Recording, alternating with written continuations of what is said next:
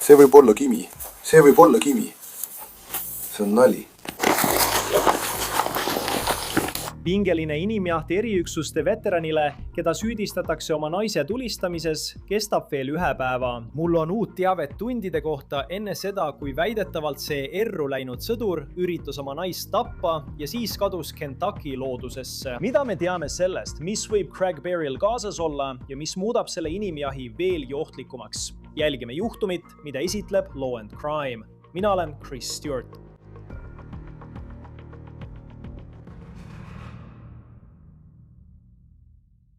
Hei sõbrad, kiirelt tahan teile rääkida ühest rakendusest. Selle nimi on Upside. See annab teile raha tagasi igapäevaste ostude pealt nagu kütus, toidukaubad ja kaasavõetav toit. Nii et siin on mida teha. Väga lihtne. Laadige alla Upside. See on tasuta.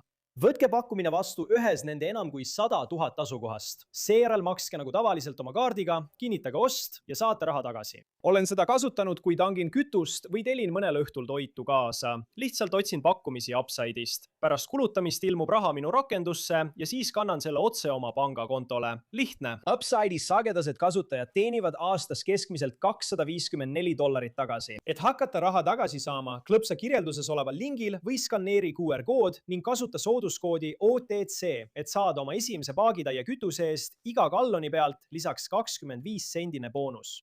Võimud, kes seda tagaotsimist juhivad, sealhulgas USA marssalid, rõhutavad selgelt, et isik, keda nad otsivad, ei ole tavaline kahtlusalune. See on keegi, kes tõenäoliselt teab, mida ta teeb, kui ta üritab seaduse eest põgeneda. See on inimene, kellest me räägime. Tema nimi on Craig Barry. Ta on 53-aastane ja ta on eriüksuste veteran. Ma sain just armeelt rohkem teavet selle kohta, mida ta täpselt sõjaväes teenides tegi. Mida me Barry kohta viimaste päevade jooksul teame, on see, et ta on põgenenud alates 1. maist. Ja Stewarti maakonna Tennessee võimud ütlevad, et teda otsitakse väidetava katse eest oma naist tappa. Räägime kohe veel natuke Barry taustast ja sellest, mida me teame kodusest intsidendist, mis pani ta põgenema.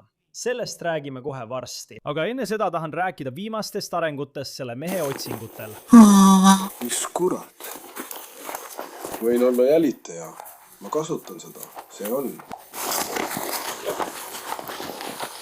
See on värskelt avaldatud kehakaamera video Tennessee maanteepatrulli poolt läbi viidud otsingust. Ohvitseridel on kaasas pikaraudsed relvad. Nendega on kaasas koerad, kes püüavad lõhna jälitada, kui nad liiguvad läbi Tennessee väga maapiirkondliku osa, mis asub otse Kentucky piiril. Ja piirkond, kus see kõik toimub, on üsna ainulaadne. Peame mõtlema nendele väljakutsetele, millega korrakaitsjad silmitsi seisavad, kui nad püüavad leida Craig Barryt. Stewarti maakond Tennessee asub otse selle osariigi loodenurgas umbes 1,5 tundi loodes Nashville'ist otse Kentucky piiril. See piirkond on maaline, palju metsikut loodust, kuid samas ka populaarne puhkusekoht. Nii et mõtleme võimalikele tühjadele majadele, suvilatele, kus korrakaitsjad võivad samuti otsida, püüdes välja selgitada, kus Barry võib olla. See on umbes 1,5 tundi lõuna poole Paducah'st Kentucky'st ja seal on ka Kentucky järv, mis on suur veehoidla, mis seal kulgeb. Ja vesi on siin suur osa, sest kui me räägime sellest, millised oskused Barryl võivad olla ja kuidas ta võib korrakaitsjatest eest ära joosta, siis on teada, et ta on väga hea ujuja. See on arvatavasti viimane teadaolev pilt Craig Barryst enne kui ta 1. mai varahommikul metsa kadus. Selle pildi tegi rajakaamera. Ja kui me zoomime sisse, siis on näha, et Barry kannab näiliselt kamuflaažriietust. Sellel pildil on ajatempli järgi kell 00.13 1. mai varahommikul. Stewarti maakonna šerifi büroo esimese postituse kohaselt kutsuti nad 1. mai varahommikul kell 1.30 sellesse koju Doveris, Tennessee osariigis, kuna seal toimus väidetavalt kodune tüli. Šerifi büroo töötajate sõnul tulistas Barry väidetavalt oma naist ja põgenes siis. Need on pildid, mille leidsime sotsiaalmeediast Barryst ja tema naisest aastaid tagasi. Me ei näita tema nägu, me kaitseme tema identiteeti. Võimudes sõnul viidi naine pärast kaelast tulistamist haiglasse. Tema abikaasa suhtes on praegu välja antud vahistamismäärus. Kui Barry tabatakse, esitatakse talle süüdistus teise astme mõrvakatses. Väidetavalt avaldab see vahistamismäärus rohkem teavet selle kohta, mis juhtus ja miks Barry metsa põgenes. Vaatame siis, mida me Barry ja tema tausta kohta teada saame. Õiguskaitseorganid kirjeldavad teda ausalt öeldes, nagu ta oleks Jason Bourne. Mäletate Matt Damoni väljamõeldud tegelast selles filmisarjas, CIA spioon põgenemas, aga see juhtum on täiesti päriselu. ja Barry on keegi, kes on oma sõjaväekarjääri jooksul läbinud põhjaliku väljaõppe, et olla valmis selliseks olukorraks ja põgeneda nende eest, kes teda otsivad. Barry on USA armee eriüksuste veteran. Tal on põhjalik ellujäämiskoolitus ning võimud ütlevad, et ta on suurepärane ujuja, millest me just rääkisime, ja ka sukelduja. Lisaks sellele usuvad nad, et ta on relvastatud. Väidetavalt võttis ta metsa kaasa vähemalt ühe püstoli. Ja veelgi hirmutavam on see, et nad ütlevad, et ta võttis põgenedes kaasa lisalaskemoona. Võtsin ühendust USA armeega ja pressiesindaja ütles mulle, et Barry oli jalaväelane ja eriüksuste meditsiiniseriant aastatel 1992 kuni 2016. See oli pikk sõjaväekarjäär. Kui ta armeest lahkus, oli tema auaste vanemseersant ja teenistuse jooksul saadeti ta 4 korda Iraaki. Esimene kord oli 2003 aasta septembris. Tema viimane lähetus lõppes 2014 aasta detsembris. Ja kui Barry on põgenemas, tahan, et te mõtleksite sellele, et tal oli seljas kamuflaaž ja ta võttis endaga kaasa lisalaskemoona. Tundub, et see on keegi, kes teab, mida ta teeb. Ja see olukord on lihtsalt väga häiriv. Uurijad on väga otsekohesed. Nad ütlevad, et nad ei välista praegu midagi selle osas, kus ta võib olla, kuid nad ütlesid ka, et on võimalik, et Barry on saanud põgenemisel väljaspoolt abi. Pole selge, kust see abi võiks tulla, aga mulle tundus huvitav, et seda mainiti spetsiaalselt Stewarti maakonna šerifi büroo Facebooki postituses. USA marssalid on kaasatud. Nad ütlevad, et Barry pikkus on 180 centimeetri. Tal on pruunid juuksed ja sinised silmad, ta on 53-aastane ning kaalub 84 kilogrammi. Võimud ütlevad, et kõik, kes teda näevad või teavad, kus ta on, peaksid kohe helistama numbrile 911. Nüüd räägime veidi lähemalt väidetavast juhtumist. Lähme ajas veidi tagasi ja vaatame, mis juhtus tundidel enne seda, kui Barry tagaotsimine algas, mis on jõudnud üleriigilistesse uudistesse.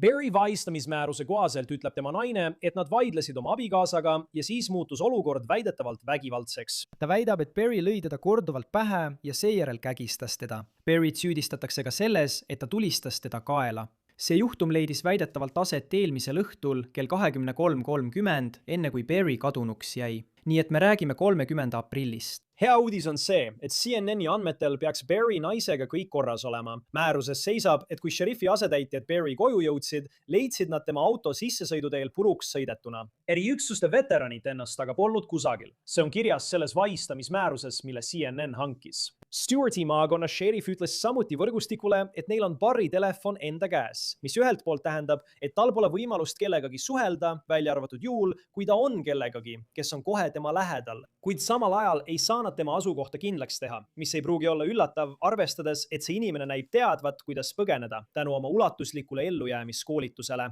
Šerif ütles väidetavalt ka, et nad usuvad, et Barr tegi enne metsa jooksmist ühe telefonikõne oma vanematele. Ja šerifi sõnul on Barri vanemad olnud koostööaltid. Pole mitte ainult ebaselge, kus Barr asub, vaid ka see, millised on tema plaanid praegu. Kuhu ta arvab, et ta läheb? Mida ta teeb, kui korrakaitsjad talle lähenema hakkavad?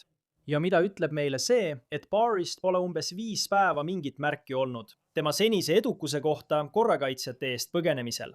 Nüüd, kui me oleme seda lugu kajastanud, mõtlesin 2 kõrgetasemelisele inimjahile, mida oleme viimastel kuudel kajastanud. Üks neist oli Travis Decker, endine USA armee liige, kes tappis oma 3 tütart ühes õõvastavas loos. See juhtus 2025 aasta mais ühes laagris Washingtoni osariigi maapiirkonnas. Ja siis võite meenutada kõiki spekulatsioone, mis ümbritsesid tagaotsimist ja uskumust, et Decker põgenes mitu kuud õiguskaitseorganite eest Vaikse ookeani loode osa tohutus looduses. Deckeri säilmed leiti mitu kuud hiljem, eelmise aasta septembris. FBI andmetel oli tema keha nii lagunenud, et surma põhjus võibki jääda teadmata. Nüüd teine tagaotsimine, millele ma mõtlesin, puudutab Virginia keskkooli jalgpallitreenerit Travis Turnerit.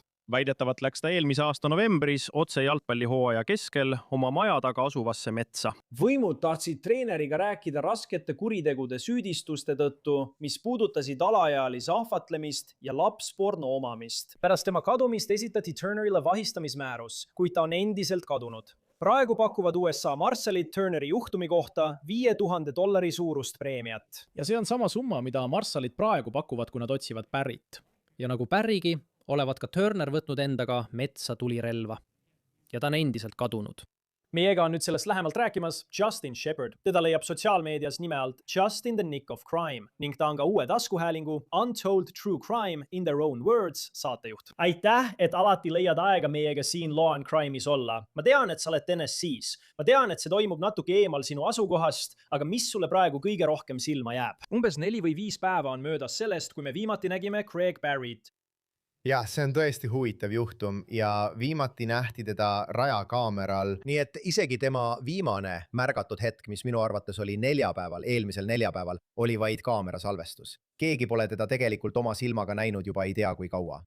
Ma arvan, et see on väga raske otsing, sest see Tennessee piirkond, millega tegelete, on tõesti tihe mets. See mees oskab ellu jääda. Teda on nimetatud eriüksuslaseks. Ta teab, kuidas kõrvale hoida. Ta teab, kuidas ellu jääda. Ta oskab toime tulla tõeliselt keerulistes tingimustes. Ja ta on põhimõtteliselt maa pealt kadunud. Ja ma arvan, et üks suurimaid väljakutseid, mis neil on, võib-olla ma lähen asjadega ette, on see, et meie teada on ta oma mobiiltelefoni maha jätnud. Nii et nüüd peavad nad tõesti tegema päris kohapealset ruutotsingut, vanakooli detektiivitööd, et teda leida. Tead, sellistes juhtumites on alati huvitav, sest USA marssalid on inimeste jälitamisel sama head kui keegi teine. Aga tundub, et tal oli paar tundi edumaad enne kui see otsing algas. Nagu ma tean, CNN-is oli, et see kodune vahejuhtum juhtus eelmisel õhtul umbes kell 23.30. Ta jäi rajakaamerasse umbes kell 12:30 järgmisel hommikul, ehk siis umbes tund hiljem. Ja siis ma tean, et Stewarti maakonna šerifibüroo ütles, et nad reageerisid umbes kell 1:30. Nii et sa lihtsalt mõtled, kui palju mõju võivad need paar tundi avaldada ja kuidas see annab eriüksuses olevale inimesele võimaluse vähemalt selleks ajaks põgeneda. Ma arvan, et see on väga hea tähelepanek ja ma arvan, et paaritunnine edumaa kellelegi nagu Craig Barry jaoks on tohutu. Tead, see on erinev sinust või minust, kes me võib-olla jookseksime, aga tegelikult ei tea, mida teha. See on mees, kelle kohta me võime üsna kindlalt eeldada, et ta oskab oma jälgi peita, oskab põgeneda. Ta jäi sellele rajakaamerale. Teda nähti maskeerimisriietes ja kui sa oled vee lähedal, kus nemad on või metsas, kus nemad on, siis see annab talle palju varju. Lisaks sellele pole politsei ega võimud veel välistanud üht võimalust, kas ta saab abi. Ja see võib tähendada mitut erinevat asja. See võib olla, kas tal on poolehoidjaid või sõpru või tutvusi või kas ta sunnib kedagi end aitama. Aga tead, sellises olukorras võib isegi söök, sõit, auto, kütuse peitmine kuskile või magamiskoht olla määrava tähtsusega. Ja see võib anda talle päevade jagu edumaad võimude ees, kui seda õigesti teha. Ja see mees teab, kuidas seda õigesti teha. Ja ta teenis armees üle 10 aasta ning tegi seda. Nii et eriüksustes, mis on, nagu sa tead, hoopis teine tase sõjaväeteenistusest. Mida me praegu teame või vähemalt sellest, kuidas sündmused arenesid, enne kui toimus väidetav perevahejuhtum? Me teame, et tema naine, kes on nüüd teadete järgi haiglast väljas, mis on hea uudis, sai tulistamises pihta. Kas on veel mingit teavet selle kohta, mis kõigele sellele eelnes? Jah, olen näinud uudiseid, ma ei taha siin kellegi au endale võtta, aga üks mees nimega Nick Barris News Channel 5-ist siin Nashville'is on sellest kirjutanud. Ta on põhimõtteliselt teatanud, et tegemist oli perevägivalla juhtumiga. Pole täpselt teada, mis sellele eelnes, aga ta läks talle tema auto juurde vastu. Ta tulistas autosse ja tulistas teda. Ta tuleb auto juurde, kisub ukse lahti ja küsib, kas ta sai pihta. Ta ütleb jah ja et ta arvab, et ta sureb, aga suudab siiski gaasi põhja vajutada ja minema sõita, mis ilmselt päästiski ta elu. Ja mul on väga hea meel kuulda, et ta on haiglast väljas ja tead paranemas. Aga samal ajal on tema ikka veel vabaduses. Kui turvaline ta siis ikkagi on, kuni teda pole tabatud? Ja tulles tagasi selle punkti juurde, mille sa tõid välja, et nüüd on möödas, see kõik juhtus 1. mail ja nüüd on 5. mai, kui me seda salvestame. Ja see on nii, et isegi kui sa oled eliiteriväelane, siis vesi ja toit aitavad sind päris palju, kui sa ikka veel üritad põgeneda. Ja mulle tundus huvitav, et šerifi büroo mainis, et nad ei välista võimalust, et keegi võiks teda aidata. Sest tundub lihtsalt nii, et mida rohkem päevi möödub, kui Craig Barryst pole mingit märki. Nagu keegi aitaks teda, sa peaksid mõtlema, et ta saab abi. Mingil moel, võib-olla isegi mitte vabatahtlikult. Tead, me peaksime teadma, aga mingil moel peab keegi teine olema seotud, kas pole? Tead, jaa, ma olen sellega nõus. Teine asi, ja ma tulen selle juurde kohe tagasi, aga teine huvitav asi, mida ma olen samuti raportitest näinud, on see, kas see võis olla eelnevalt planeeritud. Tead, tundub, et nende väheste raportite põhjal, mis meil on, näib see olevat pigem hetke ajel tekkinud olukord, kus toimus mingi konflikt ja ta hakkas tulistama. Aga kui see oli eelnevalt planeeritud, siis võib-olla ta kavatses midagi teha. Tead, see annab talle võimaluse pöörduda inimeste poole ja öelda, et kuule, mul on vaja kusagil ööbida või mul on vaja kuuri kasutada või annab talle võimaluse kuhugi kütusekanister või auto ära peita. Või tegelikult on võimalused lõputud, mis võis toimuda ja kahjuks ei ole meil infot selle kohta, kas see oli eelnevalt planeeritud või kas ta on kellegagi ühendust võtnud. See teeb ka võimude töö keerulisemaks, sest nüüd peavad nad uurima tema tausta, uurima tema suhteid ja hakkama neid jälgima, et näha, kas nad suudavad ehk paremini välja selgitada, kus ta võiks olla. Ja toine muret tekitav osa selle juures on see, et teatud juhtumid, Travis Decker tuleb kohe meelde. Jah, see jalgpallitreener Virginia Lääneosas, kes läks metsa. Ma ei tea, kui palju looduses hakkama saamise kogemust tal oli treener Turneril selles olukorras. Aga selles juhtumis see fakt, et ta kandis maskeerimisriideid, kui sa näed seda puuplatvormi kaamerast, mis tabas teda tõenäoliselt 45 minutit kuni tund pärast väidetavat tulistamist, siis see minu jaoks näitab kavatsust, et see inimene ei läinud metsa mingis hullumeelses seisundis. Oh issand, mida ma teen? see oli pigem nii, et ma lähen metsa ja keegi ei leia mind üles, sest ma kannan seda. Ja lisaks sellele öeldakse, et ta võttis endaga kaasa lisalaskemoona, mis kindlasti muudab olukorra veelgi tõsisemaks, kui rääkida USA marssalitest ja kohalikest šerifidest ja kõigist, kes on kaasatud tema otsimisse. Jah, täiesti nõus. Ja ma olen sinuga nõus, see tundub väga tahtlik, mitte nagu olen paanikas. Ja tead, kui sa tegeled kellegagi, kes on eriüksuslane, kellel on 10-aastane sõjaväekogemus ja kogemus lahingutsoonides, siis need ei ole inimesed, kes satuvad paanikasse. Nad teavad, kuidas säilitada surve all rahu ja külma närvi, kui asjad lähevad viltu. Nad peavadki seda tegema. Just nii nad jäidki ellu nendes olukordades. Nii, et minu jaoks olen sinuga nõus, et see ei tundu olevat keegi, kes oleks mingis kaootilises paanikas metsa jooksnud. See tundub olevat keegi, kes mõtleb, las ma võtan oma maskeeringu, las ma võtan lisamoona ja lähen välja. Sa ei leia mind üles, kui ma ise ei taha, et sa mind leiaksid. Ja see on umbes sama tunne, mida ma ka sellelt tüübilt saan. Ja ma nõustun ka sellega, et see meenutab pigem Travis Deckeri juhtumit. See oli esimene juhtum, millele ma mõtlesin, kui see asi avalikuks tuli, oli umbes nii, et tead küll, välja arvatud see, et ta ei tapnud oma lapsi. Tead, see kõlab täpselt nagu Travis Decker. Sul on veel üks inimene sõjaväelise kogemusega. Ma võin eksida, aga ma usun, et Travis Decker oli samuti eriüksuses. Ja see asetabki, ma mõtlen, juba ainuüksi sõjaväeline väljaõpe asetab sind teisele tasemele kui tavaline inimene, tavaline tagaotsitav. Aga kui sa lisad sellele eriüksuse kogemuse, siis see tõstab taset veelgi. Ja nende 2 juhtumi juurde, millest me rääkisime, näiteks Travis Deckeri puhul, ma arvan, et see oli eelmise aasta mais, see kohutav lugu, kus ta tappis oma 3 tütart. Aga me ei teadnud, mis temaga juhtus kuni septembrini. Ja siis, nagu selle jalgpallitreeneri puhul, kadus ta novembris ja see on mees, kes ei paistnud olevat eriüksuslane. Ta ei läbinud sellist ralliõpet. Ja me ikka veel ei tea, nüüd on juba mai, me ikka veel ei tea, mis temaga juhtus. Ja see näitab lihtsalt, millise olukorraga USA marssalid peavad silmitsi seisma. Ja see on tõesti nagu öelda, et nõel heinakuhjas. See on küll klišee, aga sellistes olukordades see tõesti nii on. Aga see on uskumatult muret tekitav. Kõigile, kes otsivad Greg Perryt ja loodetavasti peetakse ta kinni ning kõik saab tehtud turvaliselt. Justin Shepard, teda leiab sotsiaalmeedias Justin the Nick of Crime'i alt. Sa teed seal suurepärast tööd. Aitäh, et alati leiad aega meiega olla. Me hindame seda väga. Absoluutselt. Aitäh, et mind kutsusite. Meiega liitub nüüd, et sellest otsingust lähemalt rääkida Lisa Miller, pensionil detektiiv, endine peaurija. Alati on tore, kui olete siin Law and Crime'is. Mis on seni Craig Berry's teie jaoks kõige silmapaistvam? Tema ohtlikkus. Esiteks teame, et tegemist on perevägivallatsejaga. Ta ründas teda. Ta ei piirdunud väidetavalt ainult tema peksmisega, vaid kui naine üritas põgeneda, haaras ta tulirelva ja asus teda jälitama. Aga me ei saa ka tema väljaõpet ja eriüksuste treeningut tähelepanuta jätta. Relvajõududes saadud väljaõpe on õpetanud talle, kuidas põgeneda. Ja mis veelgi olulisem ning õiguskaitseorganite jaoks praegu suurem murekoht. See väljaõpe on õpetanud talle, kuidas kõrvale hoida ja põgeneda. Noh, me salvestame seda praegu 5. mail ja 1. mail juhtus kogu see väidetav sündmus. Ja võimud reageerisid. Juhtum toimus väidetavalt 30. aprilli õhtul umbes kell 23:30. Siis 1. mail umbes kell 1:30 öösel jõudis kohale politsei, nii et tal oli paaritunnine edumaa ja siis hakkasid nad jälitama. See tundub küll lühike aeg, aga kui suur asi see tegelikult on, kui otsid kedagi? Kui palju võivad isegi 2 tundi enne jälitamise alustamist mõjutada?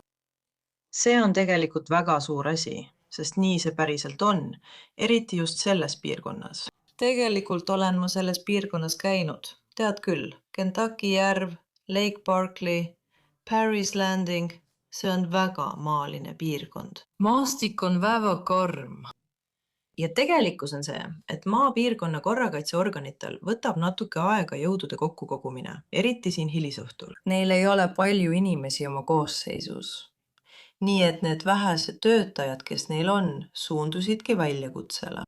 Aga hakata kohe sellises maastikus meest metsa jälitama. Neil ei ole tavaliselt kohe koeri kaasas. Nad ei saa kohe jälitust alustada. Nüüd me teame, et ta viskas oma mobiiltelefoni minema. Nii et isegi marssalite jaoks on digitaalne jälitamine praegu üsna keeruline. Ausalt öeldes oli tal väga hea edumaa. 2 tundi on sellises maastikus ja sellel kellaajal väga suur asi. Tead ja, ma arvan ka, et tead täiesti kindlasti, ta oli eriüksustes päris pikka aega. Me teame, et see on nii raske kui ka põhjalik väljaõpe, mida üldse saab, kui on vaja õppida ellu jääma ja teistest eest ära jooksma. Aga samal ajal ma mõtlen, USA marssalid on selles tõesti väga head. Ma mõtlen, see ongi nende igapäevane töö. Neil on tehnoloogiline eelis, neil on droonid. Ma alati mõtlen mõnede selliste juhtumite puhul ja mulle meenub Travis Deckeri juhtum. Väga kurb muidugi, see olukord, aga ta oli sõjaväelane ja õiguskaitseorganitel kulus tema leidmiseks kuid. Aga kui suur eelis see sõjaväeline väljaõpe tegelikult annab, kui sa oled vastamisi inimestega, kes on samuti väga head jälitamisel ja kellel on tehnoloogia nagu droonid ning koerad, et lõhna jälitada. See on ikkagi eelis, Chris, sest ta teab, kuhu ta läheb. Selles piirkonnas on palju suvilasid ja kämpingumaju. Ta saab end üsna lihtsalt peita. Ja see lihtsalt võtab aega, sest järvede ümbrus on väga suur ala. Nii et ma mõtlen, et olukord on tema väljaõppe tõttu natuke tasakaalustatum. Tead, tavaline inimene, kes põgeneb korrapaitse eest, jookseb metsa, päsib ära, jääb nälga ja teeb üsna kiiresti vigu. See härra, tead, tema oskab tegutseda vähese unega. Ta teab, millal peitu pugeda.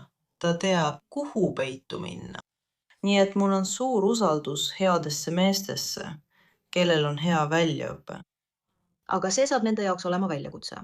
Nagu ma ütlesin, sellest sealsest maastikust ei saa keegi jagu. See väsitab ära ka selle kahtlusaluse, kes väidetavalt on väga heas vormis, aga see väsitab ka häid mehi ja koeri ning muud sellist. Ja kuigi neil on droonid, on see ikkagi väga suur ala, mida katta. Ma võin rõhutada, kui kõrvaline ja karm see maastik seal ümberringi on. See on väga hea tähelepanek, sest ma just vaatasin seda ülevalt umbes Google Mapsis ja lihtsalt klõpsisin ringi. Ja näiteks mõte suvilatest, mida keegi võib-olla, see on umbes see aastaaeg, kui inimesed hakkavad järvemajadesse minema. Aga see on midagi ühest küljest, see ei pruugi nii olla. Ta peidab end puu all või põõsaste all ja sa leiad tee kuuri või millegi sarnase juurde. Seal pole praegu eriti palju inimesi. See on kindlasti hirmutav.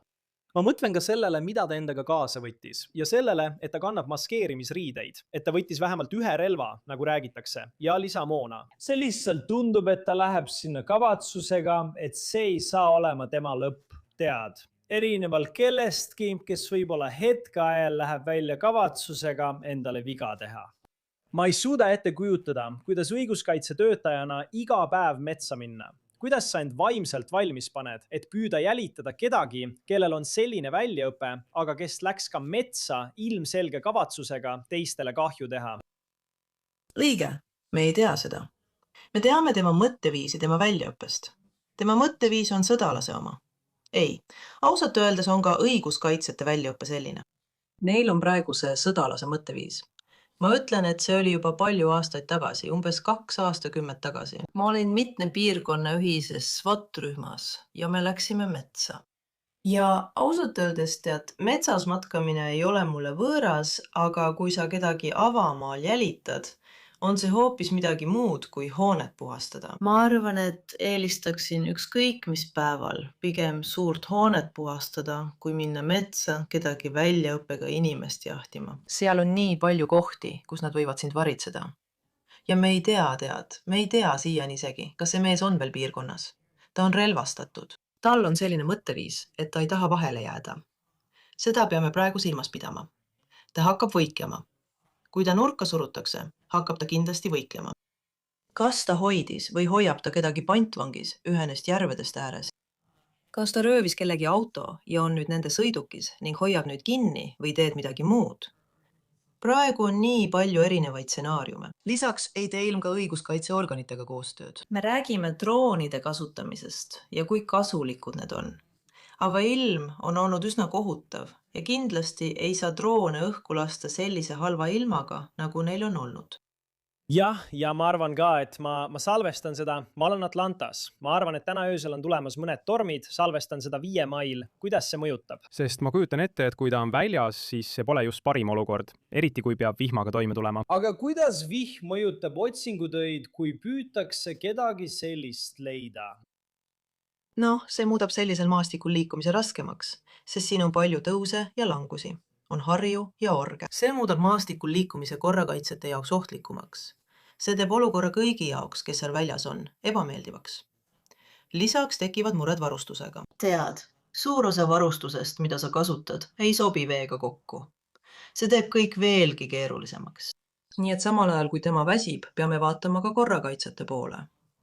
Ja nüüd on sellest otsingust möödas juba mitu päeva. Nii et koos saabunud ressurssidega peavad juhid ka vaatama, kuidas oma inimesi roteerida ja neid värskena hoida. Nii füüsiliselt kui ka vaimselt. Et võtta ette see ülesanne. Jahtida meest, kes üritas kedagi tappa.